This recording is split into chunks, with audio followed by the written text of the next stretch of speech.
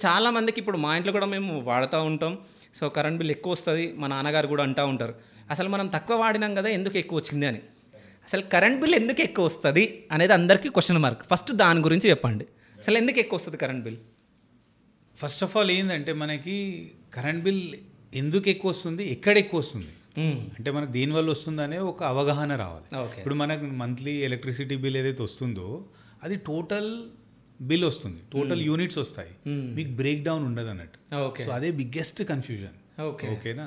So మీకు ఎప్పుడైతే ఏ appliances ఎంత కన్జ్యూమ్ అవుతుందో అనే ఇన్సైట్ వస్తుందో అక్కడ నుంచి మీకు క్లారిటీ వస్తుంది. ఓకే. సో ఇప్పుడు ఆ పాయింట్ ఆఫ్ వ్యూలోనే భారత్ స్మార్ట్ సర్వీసెస్ హెల్ప్ చేయగలుగుతుంది అని. ఓకే. ఇప్పుడు మేము మా ఆడిట్ సర్వీసెస్ తీసుకున్నారనుకోండి, we can help you out to know appliance wise ఎంత కన్జ్యూమ్ చేస్తుంది, ఎక్విప్మెంట్ వైజ్ ఎంత కన్జ్యూమ్ చేస్తుంది అనే ఒక ఇన్సైట్ని మేము క్లియర్గా ఇవ్వగలుగుతాం. సో మనకి ఏమైతుంది, ఎలక్ట్రిసిటీ బిల్ రాగానే టోటల్ బిల్ వచ్చింది కదా, ఎక్కువ వస్తుందని ఒక అజంప్షన్ ఉంది. అది కరెక్ట్ ఉండొచ్చు, రాంగ్ ఉండొచ్చు. అవును. ఓకే. మనం రాంగ్ ఉందనుకుంటాం, ఎందుకంటే మనకు డౌట్ ఉంటుంది.